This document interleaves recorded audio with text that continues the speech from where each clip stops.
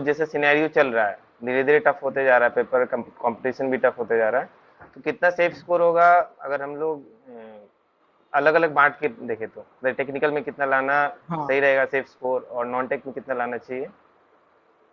तो ऐसे मतलब आजकल जो ट्रेंड चल रहा है, मतलब एसएससी के हिसाब से लास्ट 2-3 ईयर के हिसाब से अभी टेक्निकल में वो लोग मतलब बेसिक इलेक्ट्रिकल, मशीन, मेजरमेंट और पावर सिस्टम, ये 4 सब्जेक्ट से 80 क्वेश्चन पूछ लेता है, 100 में से 80 क्वेश्चन। ये कोर और सब्जेक्ट हो बाकी गया। हाँ, कोर सब्जेक्ट, 4 कोर सब्जेक्ट हो गया। और बाकी 20 मार्क्स जो पूछता है वो पूछता है आपका basic electronics, utilization, estimation and costing और वायरिंग वगैरह जो होता है, अर्थिंग वगैरह जो होता है, ये सब। हम्म। इन सब मिला के 20 मार्क्स आता है। तो 80 मार्क्स जो पूछता है वो तो नॉर्मल टॉपिक है, वो सभी पढ़ते हैं अच्छे से। तो उसमें से अगर हम टारगेट करें कि 65 to 70 अगर मिल जाए उसमें से, और बाकी 20 में से अगर 10 to 15 मिल जाए, तो अगर 80 मार्क्स भी मिल जाए तो मोर देन एनफ है। 80 मार्क्स से आपका प्रीलिम्स आराम से निकल सकता है। तो बट टारगेट लेके चलना होगा 85, मिनिमम 85। तो कभी टारगेट अगर 80 रखेंगे तो 70 में खत्म हो जाएगा। हाँ। इसीलिए टारगेट 85 to 90 रखना पड़ेगा, फिर तभी जाकर 80 आ पाएगा। और 80 अगर फिर इलेक्ट्रिकल में आ गया, टेक्निकल में आ गया, तो नॉन टेक में आपका चाहिए होगा अप्रोक्स 65 चाहिए होगा मैक्सिमम। 65 चाहिए होगा या 70 पकड़ लेते हैं, 150 नंबर के लिए एक मार्जिन पकड़ लेते हैं। तो हम्म। 80 टेक्निकल से आ गया, और 70 चाहिए आपका नॉन टेक्निकल। नॉन टेक्निकल में आपका रीजनिंग 50 का होता है, उसमें अगर हम्म। ठीक ठाक करे तो 40 आ ही जाता है। तो 80 और 40 मतलब 120 आ गए हैं। और हम्म। चाहिए आपको 30 मार्क्स, और science, current affairs, polity, history, geography और स्टैटिक जीके ठीक ठाक करे तो 30 मार्क्स आ ही जाता है। तो 80, इधर से 40, 120 और 30, 150 आ जाता है। 100 150 तो 150 ऐसे रो आ गया तो आपका नॉर्मलाइज आराम तो से हो जाएगा। 4, 5, 10 जो भी बढ़ेगा हो जाएगा। डिपेंड तो करेगा प्रीलिम्स कितना क्लियर हो टफ जाएगा। पेपर था। हाँ हाँ, अगर पेपर टफ हुआ तो फिर 130 भी एनफ हो जाता है। कि वो पेपर अगर हम्म। बहुत मतलब टेक्निकल लेंदी हो गया तो ऐसा भी देखा गया कि किसी का 130 आ गया, मतलब टोटल 200 में से, रॉ 200 में से 130 आ गया। तो हम्म। उसका जैसे 2019 में हुआ था, किसी का मतलब पेपर बहुत इजी आ गया, किसी का बहुत टफ आ गया, या बहुत कैलकुलेशन आ गया, तो 15-20 भी बढ़ जाता है। तो उस हिसाब से हम्म। हो जाता है। अगर मॉडरेट पेपर का बात करें तो 145 to 50 हो जाता है रॉ में, 150 रॉ में तो इनफ हो जाता है। डिप्लोमा और बीटेक कर लिया बट नहीं दिख रहा है एक स्टेबल कैरियर? घबराओ मत, सरकारी जॉब का रास्ता है ओपन। अब सिक्योर करो अपनी जॉब बनकर असिस्टेंट इंजीनियर और जूनियर इंजीनियर। चाहे वो एसएससी जेई हो, आरआरबी जेई हो, कोई पीएसयू हो या फिर किसी भी स्टेट की एई जेई की वैकेंसी, अब सभी एग्जाम की होगी तैयारी इंडिया के टॉप टीचर्स के साथ सबसे अफोर्डेबल प्राइस में। तो पीडब्ल्यू आप लोग के लिए लेके आया है अशोका बैच सी, जो कि civil, mechanical, electrical engineering and electronics and communication engineering के लिए सिर्फ 2,999 रुपीज में अवेलेबल है।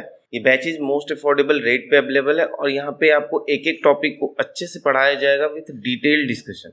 इस बैच में आपको मिलेगा live lectures, mock test, extra doubt classes, complete notes, doubt engine, सब कुछ प्रोवाइड किया जाएगा।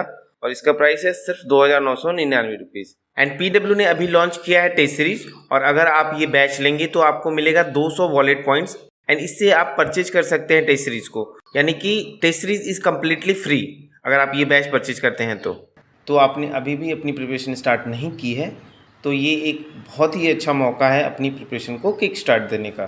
तो पीडब्ल्यू कोर्स आप परचेज करने के लिए डिस्क्रिप्शन में दिए गए लिंक पे क्लिक कर सकते हैं, और ये कोर्स परचेज करने के लिए आप मेरा कूपन कोड भी यूज कर सकते हैं, जिससे कि आपको 250 रुपीज़ का इंस्टेंट डिस्काउंट मिलेगा, जो कि आपको स्क्रीन पे भी दिख रहा होगा और डिस्क्रिप्शन बॉक्स में भी मिल जाएगा।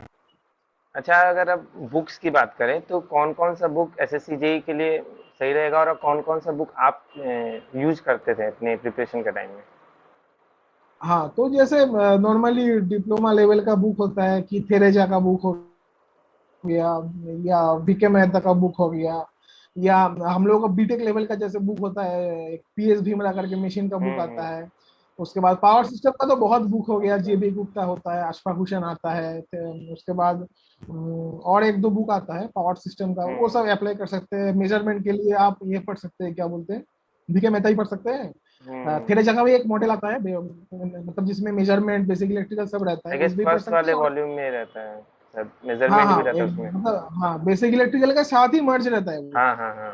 हाँ, तो वो भी देख सकते हैं, नहीं तो अश्फा एक के सवारनी का एक नहीं। बुक आता है, वो भी देख हम्म। सकते हैं, पर वो बहुत लेंदी हो जाता है एक्चुअली पढ़ने में, बहुत लेंदी, मतलब उसमें बहुत टॉपिक्स है एक्स्ट्रा। वो भी पढ़ सकते हैं, आपका स्टूडेंट के स्टूडेंट वैरी करता है। और हम्म। मशीन के लिए तो बहुत बुक्स है, आशफाक हुसैन है, बीके मेहता, थेरेजा भी है, उसके बाद भीमरा, बहुत बुक्स है। पावर सिस्टम का हो गया, बेसिक इलेक्ट्रिकल के लिए आपका नॉर्मली हो ही जाता है, मतलब वो यूट्यूब में भी हम्म। वीडियो मिल जाएगा बहुत आजकल, तो मतलब ऑनलाइन रिसोर्सेज से बहुत सब मिल ही जाता है सब।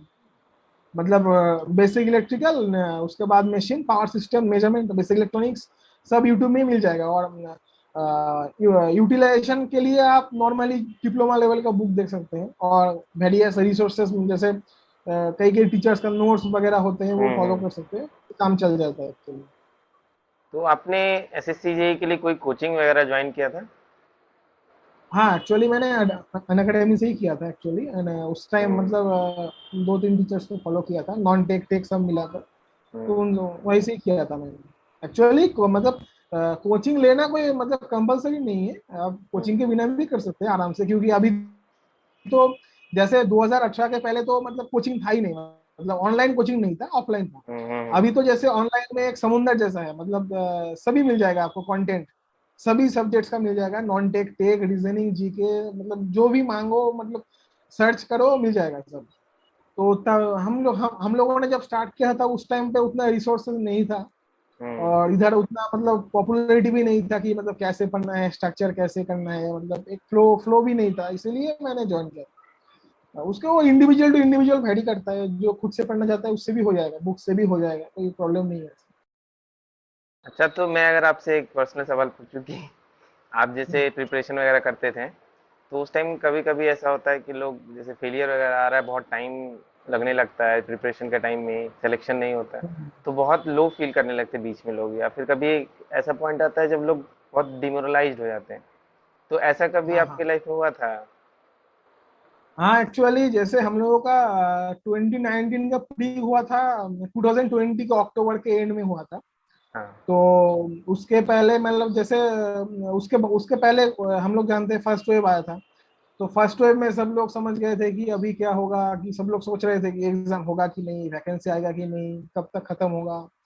तो उसमें थोड़ा मतलब हुआ था ऐसा कि मतलब कब एग्जाम होगा, एग्जाम अभी कंटिन्यू होगा कि नहीं, मतलब अगले 2-3 साल में एग्जाम नहीं हुआ तो क्या होगा, ये सब दिमाग में आया तो था, पर हम्म। कंटिन्यू रखा था स्टडी को कि देखा जाएगा जो होगा। फिर वेब का फर्स्ट वेव निकला, एग्जाम हुआ, 2020 प्रीलिम्स, सॉरी 2019 प्रीलिम्स हुआ।